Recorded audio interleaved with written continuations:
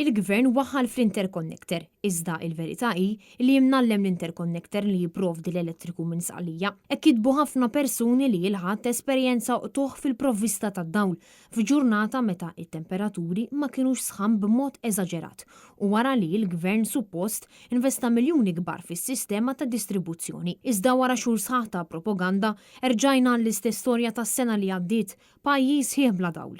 Stqarrija tal-Ene Malta konfermat li s-sistema ta' dawl waqgħet kompletament minħabba li filgħodu intefa' l-interconnector għal maintenance u mingħajru il-power station tal-gas weħida ma felħitx u fi kliem sempliċi pajjiżna qiegħed dipendenti fuq dan l-interconnector li sar minn gvern nazzjonalista. Fuq Facebook malli jingħata d-dawl kienu bosta li bdew jilmentaw, hekk kif irrimarkaw illi issa l-elezzjoni għaddiet u għaldaqstant il-gvern ma għandux bżonn il-vot tal-poplu. Tan fil-waqt li staqsow jekk huwiex il-każ li reġgħu saħnu il-cables kif kienet spjegat il-Ministru Mirjam Dalli wara ġranet sajfin bla dawl matul Lulju illi għadda. Kienu bosta wkoll li qalu li issa se jkunu qed ilestu l-kotba għas-saga taqtuħ ta' dawl li tidher li se tirrepeti ruħha kif kienet irrakkomandat il-Ministru Giulia Farrugia Portelli. Surrealment f'Marzu tal-2024 l-Ene Malta stqarret illi f'pajjiżna jiġi ġenerat biżżejjed enerġija sabiex laħħaq mad-domanda għolja li jkollu pajjiżna b'mod speċjali matul is-sajf.